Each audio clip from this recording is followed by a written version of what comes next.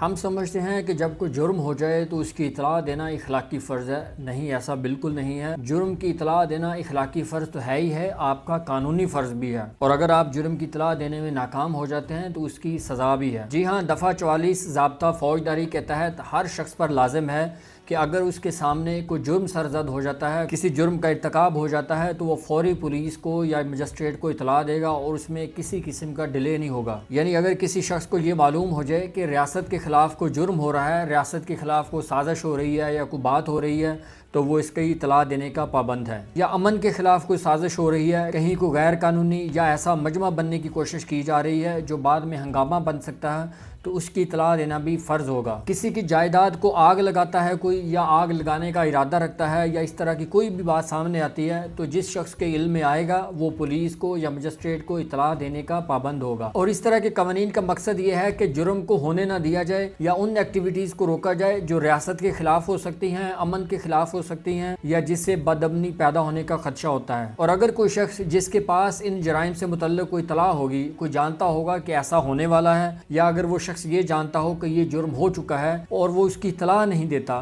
تو دفعہ 176 تعزیرات پاکستان کے تحت اس کے خلاف قانونی کارروائی ہوگی. ہاں، اگر کسی شخص کے پاس کوئی معقول عذر ہے، کوئی معقول وجہ ہے کہ جس وجہ سے وہ اطلاع نہیں دے سکا، لیکن وہ بھی وجہ ثابت کرنی پڑے گی، تو پھر اس کے خلاف قانونی کارروائی کا آپشن ختم ہو جاتا ہے. اور دفعہ 176 تعزیرات پاکستان کے تحت جو کارروائی ہوگی اس کے 3 اہم نکات ہیں. یعنی جس کے خلاف دفعہ 176 کی کارروائی ہوگی وہ اس پر ثابت کیا جانا ضروری ہے کہ وہ قانونی طور پر اس اطلاع کو دینے کا پابند تھا، اور وہ واقعی ایک ایسا جرم تھا یا ایسا کرائم تھا جس کی اطلاع دینا بہت ضروری تھی. اور یہ بھی ثابت کرنا ضروری ہے کہ جرم کا اس کو پتہ تھا اور اس نے ارادتاً اس کی اطلاع نہیں دی، حالانکہ وہ اطلاع دے سکتا تھا. تو پھر اس کے خلاف دفعہ 176 تعزیرات پاکستان کے تحت کارروائی ہو سکتی ہے. اگر کوئی عام نوعیت کا جرم ہے جس کی وہ اطلاع نہیں دے سکا، تو اس کو 1 مہینہ قید یا 1500 روپے جرمانہ یا دونوں سزائیں ہو سکتی ہیں. اور اگر کوئی سنگین جرم ہے، وہ اطلاع نہیں دے سکا، یعنی اس کے سامنے کوئی سنگین جرم ہوا یا سنگین جرم کی پلاننگ کی گئی اور اس نے پولیس کو یا مجسٹریٹ کو اطلاع نہیں دی،